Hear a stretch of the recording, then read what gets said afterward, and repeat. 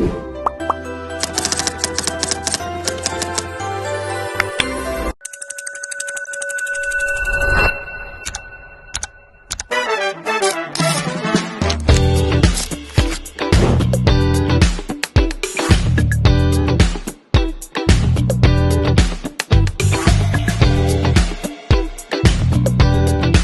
sejahtera, nama saya Anjanas Tegeren.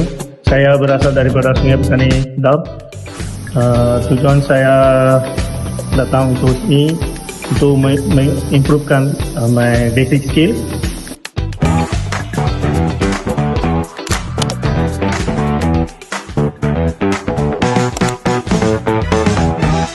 Okey, Assalamualaikum.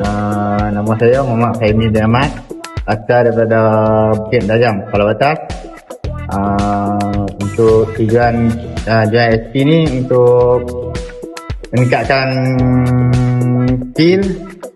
Okey, betul, meningkatkan skill, skill confident level lah untuk pergi ke industri lain. Sebab sebelumnya tu saya dalam bahagian production supervisor, sekarang untuk jenis ni dan untuk mencari knowledge yang baru lah.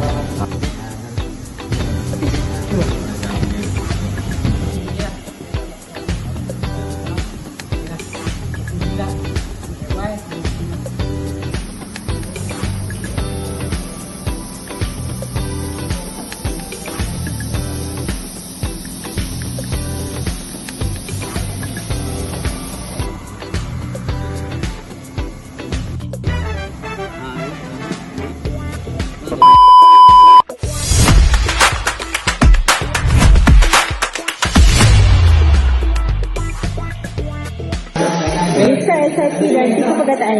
Bagus, terbaik, mantap. Okey, describe SIP dan 3 perkataan. Hebat, terbaik, mantap, luncur.